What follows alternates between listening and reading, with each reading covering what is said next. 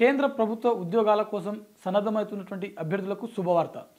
Military కాలేజ్లో group సికి సంబంధించిన ఖాళీలకు సంబంధించిన భర్తీకి నోటిఫికేషన్ విడుదలైంది. అయితే ఇక్కడ మనము ఒకసారి ఎడ్యుకేషన్ క్వాలిఫికేషన్ ఏ పోస్టులకు సంబంధించిన వాటికి ఎడ్యుకేషన్ క్వాలిఫికేషన్ ఏ విధంగా ఉండాలి అనే దాని గురించి ఒకసారి చూసేటువంటి ప్రయత్నం చేద్దాము. ఇక్కడ ఎల్డీసీ లోవర్ డివిజన్ క్లర్క్కి సంబంధించినటువంటి పోస్టులకు అభ్యర్థికి కనీసం 12వ తరగతి అంటే ఇంటర్మీడియట్ పాస్ అయి ఉండాల్సి ఉంటుంది.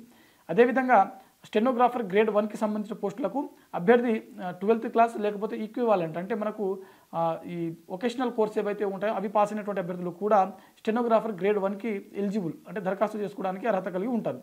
ల్యాబొరేటరీ అసిస్టెంట్కి graduation in science with physics, chemistry and mathematics.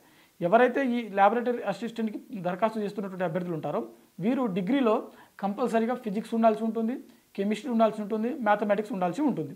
ఈ సబ్జెక్టులతోటి పాస్ అయినటువంటి అభ్యర్థులు మాత్రమే ఈ పోస్టులకు దరఖాస్తు చేసుకోవడానికి అర్హత కలిగి ఉంటారు. Diploma in electrical or mechanical or electronics engineering from A recognition institution. వీరు కూడా ఈ ల్యాబొరేటరీ అసిస్టెంట్ పోస్టులు ఏవైతే ఉంటాయో వీటికి దరఖాస్తు చేసుకోవడానికి ఎలిజిబుల్. మరి సివిలియన్ మోటార్ డ్రైవర్ సంబంధించిన పోస్టులకు దరఖాస్తుకు సంబంధించినటువంటి అర్హత చూసినట్లయితే 10th క్లాస్ పాస్ అయినటువంటి అభ్యర్థులు ప్రతి ఒక్కరు కూడా ఈ డ్రైవర్ పోస్టులకు దరఖాస్తు చేసుకోవచ్చు. అదేవిధంగా బూట్ మేకర్, ఎక్విప్మెంట్ రిపేరర్ ఈ పోస్టులకు కూడా 10th పాస్ అయినటువంటి అభ్యర్థులు దరఖాస్తు చేసుకోవచ్చు. అదేవిధంగా బార్బర్ సంబంధించిన పోస్టులకు 10th క్లాస్తో పాటుగా ఇందులో మనకు నైపుణ్యం ఉన్నటువంటి అభ్యర్థులు మాత్రమే ఈ పోస్టులకు దరఖాస్తు చేసుకోవడానికి ఎలిజిబుల్. ఓకేనా, 10th పాస్ అయి ఉండాలి. అదేవిధంగా బార్బర్ వర్క్ అనేది కంపల్సరీగా వచ్చినటువంటి అభ్యర్థులు మాత్రమే ఈ బార్బర్ పోస్టులకు దరఖాస్తు చేసుకోవడానికి అర్హత కలిగి ఉంటారు.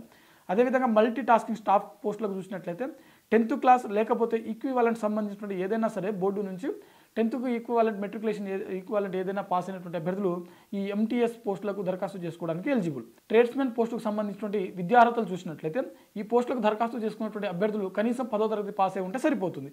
సో ఇది వీటికి సంబంధించినటువంటి ఎడ్యుకేషన్ క్వాలిఫికేషన్ ప్రాసెస్ అనమాట.